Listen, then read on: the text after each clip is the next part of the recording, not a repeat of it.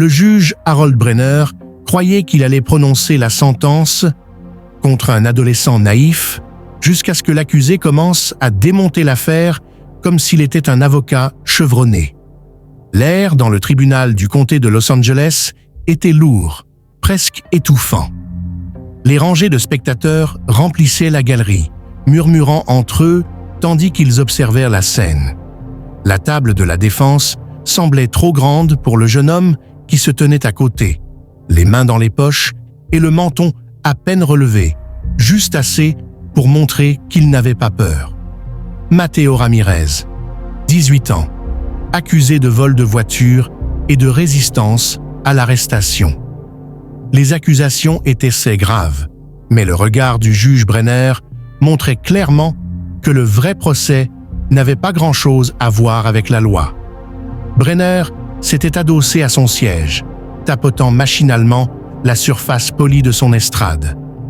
Il observait Mateo par-dessus ses lunettes, les lèvres pincées dans une expression oscillant entre la moquerie et le mépris. « Tu te crois un expert en droit ?» Sa voix était sèche, presque amusée. « Ce n'est pas un club de débat ici, gamin. » Quelques rires fusèrent dans la salle. Le shérif, la sténotypiste, même la procureure. Tout le monde semblait en phase avec la blague. Mateo, lui, ne broncha pas, ne sourit pas. Cela faisait des années qu'il se préparait à ce moment. Pas à celui-ci en particulier, il n'avait jamais prévu de se retrouver sur le banc des accusés, mais il connaissait la dynamique d'une salle d'audience comme sa poche. Tandis que d'autres ados mémorisaient des statistiques de basket, lui mémorisait des lois. Tandis que ses amis jouaient à la console, lui organisait des procès fictifs dans sa tête, débattant de cas imaginaires avec lui-même. Sa mère, Rosa Ramirez, avait été assistante juridique pendant plus de 20 ans. Mateo avait grandi en écoutant les histoires qu'elle ramenait à la maison. Comment certains procureurs sautèrent des étapes, comment certains juges avaient leur préféré, comment beaucoup de défenseurs publics faisaient à peine leur travail correctement. Il avait tout absorbé. À 14 ans, il était déjà capable d'analyser un procès avec plus de précision que la plupart des étudiants en droit. Mais rien de tout cela ne comptait pour le juge Brenner. Pour lui, Mateo n'était qu'un adolescent de plus en difficulté. « Finissons-en rapidement », soupira le juge en feuilletant le dossier. « J'ai un parcours de golf à 14 heures. » Le public rit à nouveau, mais cette fois, quelque chose changea. Les lèvres de Mateo esquissèrent un sourire léger, presque imperceptible, car Brenner venait de commettre sa première erreur. Mais la salle ne s'en rendit pas compte. La procureure Gina Ellsworth se leva avec l'assurance de quelqu'un qui a déjà gagné. Son tailleur était impeccable. Elle portait une blouse et une veste parfaitement ajustées, et sa voix dégageait cette confiance rodée de ceux qui ont prononcé le même discours des centaines de fois. Votre honneur, l'État va prouver, au-delà de tout doute raisonnable, que l'accusé Mateo Ramirez a été pris en flagrant délit au volant d'un véhicule volé, une Audi A6, modèle 2022, signalée comme disparue quelques heures avant son arrestation. Les agents l'ont poursuivi en centre-ville, où il aurait tenté de fuir avant d'être arrêté. Ses empreintes digitales ont été retrouvées sur le volant. Le ministère public affirme que les preuves parlent d'elles-mêmes. Les mots tombèrent avec poids.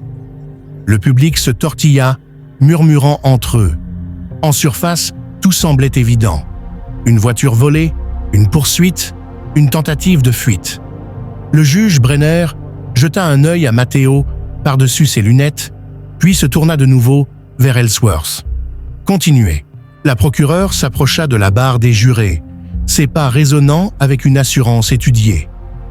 La défense essaiera peut-être de vous convaincre qu'il s'agit d'un malentendu, que M. Ramirez est une victime des circonstances, dit-elle en fixant Mateo pour la première fois. Mais soyons honnêtes, quel genre de victime fuit la police? La tension dans la salle monta. Le juge Brenner se pencha, la main sous le menton. Matteo ne cligna même pas des yeux. Ellsworth feuilleta une pile de papier. « Votre honneur, j'ai ici le témoignage de l'agent Samuel Tren, qui a personnellement vu l'accusé au volant avant qu'il tente de fuir. Le véhicule a été confirmé comme volé. L'arrestation a été effectuée selon le protocole. » Brenner expira par le nez en hochant la tête.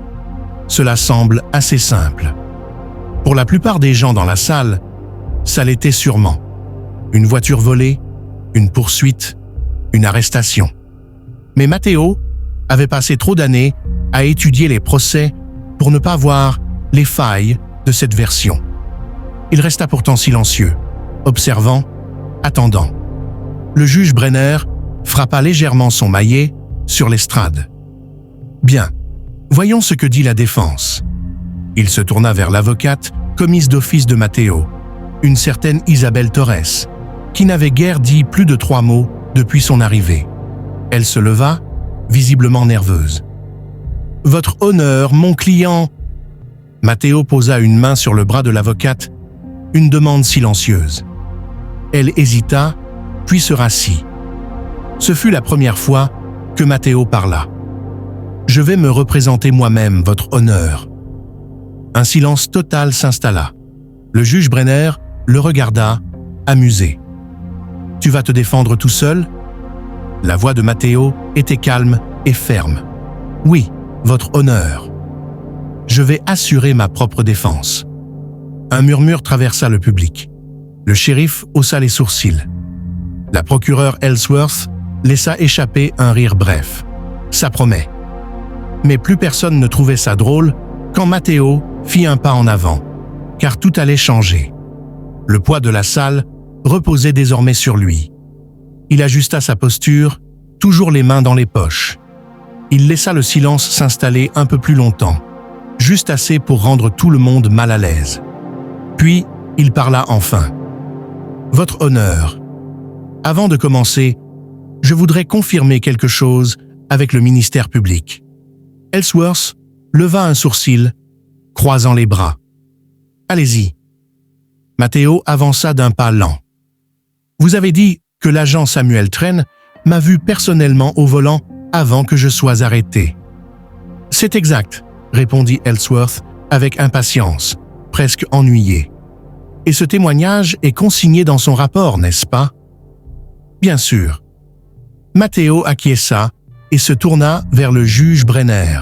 « Votre honneur, je demande que ce témoignage soit rejeté comme preuve. » Brenner fronça les sourcils. « Sur quelle base? » Pour la première fois, Matteo sortit les mains de ses poches et désigna la table du ministère public. « Parce que l'agent Tren n'a jamais… Il m'a vu dans cette voiture. En réalité, il n'était même pas en service lorsque la poursuite a commencé. » Une lueur de confusion passa sur le visage d'Ellsworth. « De quoi parles-tu » Matteo fit un pas de plus vers l'avant. « Votre honneur, si la Cour le permet, je souhaiterais faire une demande pour vérifier les relevés GPS de l'agent Tren cette nuit-là. Si son rapport affirme qu'il m'a vu dans le véhicule, ces relevés doivent correspondre à sa localisation. » Mais il laissa la phrase en suspens. « J'ai l'impression qu'ils ne correspondront pas. » Les murmures dans la galerie s'amplifièrent. Brenner regarda Ellsworth. « Madame la procureure, avez-vous une objection à la vérification des relevés GPS ?» Ellsworth déglutit, la mâchoire crispée. La pause fut suffisamment longue pour que le jury, le public et surtout le juge remarquent son hésitation. Matteo inspira profondément, silencieux. Il avait passé des années à observer des procès, à étudier les gestes des procureurs, à voir comment ils utilisaient le système. Et il savait une chose avec certitude. Si Ellsworth avait une pleine confiance en son dossier, elle n'essaierait pas de gagner du temps. Le juge Brenner poussa un soupir en se frottant les tempes. « Une objection, procureur ?» Ellsworth secoua lentement la tête. « Non, votre honneur. » Mais le tournant avait déjà commencé. Pour la première fois, Personne ne riait. La salle était silencieuse, mais la tension était palpable. Ellsworth se mit à fouiller dans ses papiers, son assurance lisse commençant à se fissurer. « Votre honneur, en attendant les relevés GPS, il reste le fait que les empreintes de l'accusé ont été retrouvées sur le volant du véhicule volé. » Matteo acquiesça, le visage serein. « C'est vrai. » Il avança d'un pas de plus. « Mais parlons un instant de cette preuve. » Brenner haussa un sourcil et lui fit signe de continuer. Matteo se tourna vers le jury, croisant le regard de chacun. « Le ministère public veut que vous croyiez que la simple présence de mes empreintes dans une voiture prouve que je l'ai volée. C'est l'histoire qu'on essaie de vous vendre. Mais réfléchissons logiquement. » Il prit un moment pour respirer et garda un ton calme et maîtrisé. « Imaginez que vous entrez dans un magasin et que vous essayez une veste. Vous mettez les mains dans les poches, vous la fermez peut-être, puis vous la remettez en place et vous partez. Quelques heures plus tard, quelqu'un vole cette veste. Est-ce que vos empreintes prouvent que vous l'avez volée? » Quelques membres du jury échangèrent des regards. Quelqu'un dans le public murmura quelque chose à voix basse. Matteo ne leur laissa pas le temps de répondre. La voiture en question était garée devant une supérette, un 711, plusieurs heures avant le prétendu vol. J'étais dans le magasin avec 3 amis. Oui. En passant devant la voiture, je me suis appuyé dessus. J'ai même ouvert la porte, car elle n'était pas verrouillée. Je n'y ai pas réfléchi. Je n'ai pas pris la voiture, je ne l'ai pas conduite, je n'ai rien volé à l'intérieur. C'était un moment de curiosité stupide. Il laissa les mots faire leur effet un instant avant de lancer la question suivante avec une précision chirurgicale. « Toucher quelque chose fait-il de toi un criminel ?» La procureure Ellsworth tout sauta en consultant ses notes, à la recherche d'une stratégie pour reprendre le contrôle. Matteo poursuivit sans lui laisser de répit. « Et tant qu'on y est, parlons de la façon dont cette preuve d'empreinte a été obtenue. » Il se tourna vers Brenner. « Votre honneur, le spécialiste médico-légal de cette affaire a-t-il été convoqué pour témoigner ?» Brenner cligna des yeux, surpris par la question. Il regarda la procureure. Ellsworth hésita avant d'admettre. « Non. » Les lèvres de Matteo se pincèrent dans une expression de compréhension. « Alors, voyons si j'ai bien compris. L'État utilise une preuve médico-légale pour tenter de me condamner, mais n'a pas jugé nécessaire de faire venir le spécialiste qui a traité cette preuve sans me donner l'occasion de l'interroger, de poser des questions sur la chaîne de possession ou de remettre en question la précision de l'analyse. » Ellsworth serra les lèvres. Matteo hocha la tête, comme si cela confirmait son point. « Intéressant. » Le juge Brenner soupira en pressant l'arête de son nez entre ses doigts. Il avait l'expression de quelqu'un qui comprend que l'affaire ne serait pas la formalité attendue, mais Matteo n'avait pas encore fini. Ce qu'il allait dire allait tout changer. Matteo fit un pas de plus, gardant une voix ferme mais calme. « Votre honneur, j'aimerais présenter comme preuve une déclaration officielle du propriétaire du véhicule. » Brenner fronça les sourcils. « Le propriétaire ?» Matteo acquiesça. « Oui, Monsieur Luis Mendoza, propriétaire enregistré de l'Audi volé, a présenté une déclaration à la police qui, pour une raison inconnue, n'a jamais été incluse dans les documents du ministère public. Et je crois savoir pourquoi. » Il se tourna vers Ellsworth. « Vous vous souvenez de ce que Monsieur Mendoza a déclaré aux officiers la nuit où il a signalé son véhicule comme volé ?» La mâchoire d'Ellsworth se contracta. Elle savait très bien ce qui allait suivre. Matteo n'attendit pas sa réponse. Il sortit une transcription imprimée de son dossier et la lut à haute voix. « J'ai laissé la voiture allumée pendant que j'entrais à la station-service. Un gamin a dû monter dedans et est parti en la conduisant, mais ce n'était pas le garçon qu'ils ont arrêté. J'ai vu le garçon et il était blanc. Un murmure de stupéfaction parcourut la salle. Matteo brandit la feuille. C'est dans le rapport de police original, celui que le ministère public a décidé d'ignorer. Il tourna à nouveau le regard vers le juge Brenner. L'agent qui m'a arrêté a omis ce détail dans son témoignage. Le ministère public l'a ignoré. Pourtant, ils veulent que le jury croie que moi, quelqu'un qui ne correspond même pas à la description du véritable voleur, je suis coupable au-delà de tout doute raisonnable. Ellsworth fit un pas en avant, précipité. « Votre honneur, ceci est hors sujet. L'accusé a été pris en possession du véhicule. » Mais Matteo secoua la tête. « Ce n'est pas vrai. » Sa voix ne s'éleva pas, mais elle résonna avec force. « On m'a arrêté à plusieurs rues de l'endroit où le véhicule avait été abandonné. Je rentrais à pied chez moi après avoir acheté des snacks avec mes amis. Je n'étais pas dans la voiture, ni près d'elle, ni en train de fuir, quoi que ce soit. Le seul lien entre moi et cette affaire, c'est un travail bâclé de la police et des jugements hâtifs. » Le juge Brenner poussa un long soupir en se massant les tempes. L'affaire s'effondrait aux yeux de tous. Matteo se tourna vers le jury. Le vrai suspect s'est échappé cette nuit-là. Les agents ont trouvé un jeune latino dans le quartier et ont décidé que ça suffisait. Voilà de quoi il est vraiment question dans cette affaire. Silence. Brenner se racla la gorge et ajusta ses lunettes. Y a-t-il autre chose de la part du ministère public?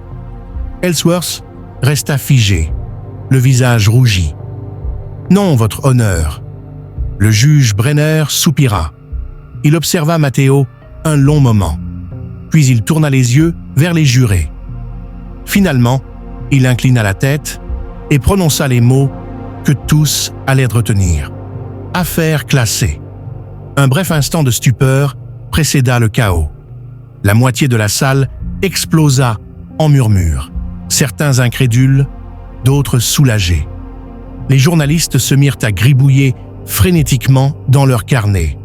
Matteo resta immobile, laissant le moment s'imprimer dans les esprits. Le juge Brenner, le marteau encore en main, jeta un regard à Matteo. Il avait dans les yeux quelque chose qui n'y était pas auparavant.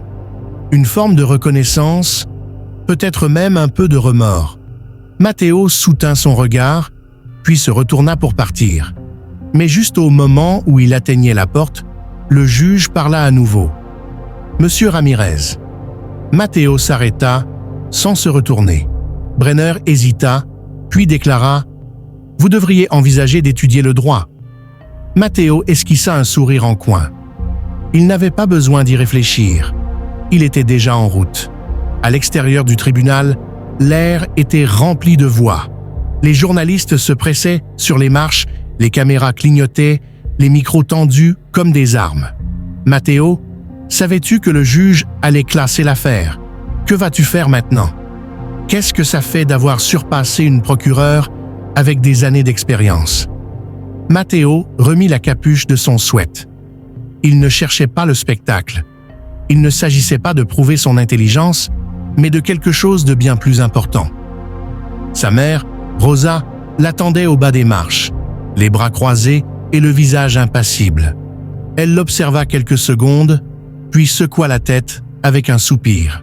« Mon fils, tu m'as presque tué de peur. » Matteo se gratta la nuque en riant doucement. « Je devais tenter le coup, maman. » Elle le regarda encore un instant, puis le serra dans un long et fort câlin. « Tu as toujours été le plus têtu de la famille. » Les flashs continuaient, mais Matteo n'y prêtait plus attention. De l'autre côté de la rue, adossé à sa voiture, le juge Brenner observait aussi, avec une attitude bien différente de celle qu'il avait au début. L'arrogance avait disparu, remplacée par quelque chose de plus réfléchi. Il n'avait pas imaginé que cette affaire serait autre chose qu'une routine. Un jour de plus, un accusé de plus, une condamnation de plus. Mais à présent, il savait qu'il se souviendrait longtemps de ce procès, car Matteo avait accompli ce que peu de gens réussissent, forcer le système à se confronter à lui-même. Et pour une fois, c'est le système qui avait reculé en premier. C'est la leçon que nous devrions tous retenir. Combien d'autres affaires se règlent de la même manière? Combien de personnes ont été déclarées coupables sans prise en compte des vraies preuves, mais à cause de préjugés, de raccourcis ou d'un système plus soucieux de clore des dossiers que de trouver la vérité? Matteo avait les connaissances pour se défendre. Mais qu'en est-il de ceux qui ne les ont pas? Cette affaire ne concernait pas seulement un garçon, mais tous les autres. Matteo savait ce qu'il devait faire ensuite. Ce ne serait pas la dernière salle d'audience où il se présenterait, mais la prochaine fois, ce ne serait pas comme accusé, mais comme avocat. Et ce jour-là, il ne serait pas seul. Si cette histoire t'a fait réfléchir, ne serait-ce qu'un instant, partage-la. Le système de justice repose sur des lois, mais ce sont des humains qui le dirigent, et les humains peuvent changer, mais seulement si on les y oblige. Like, abonne-toi pour plus d'histoires qui comptent, et continuons la discussion, parce que la prochaine fois, l'accusé pourrait ne pas s'appeler Matteo, mais quelqu'un que tu connais. Ouais.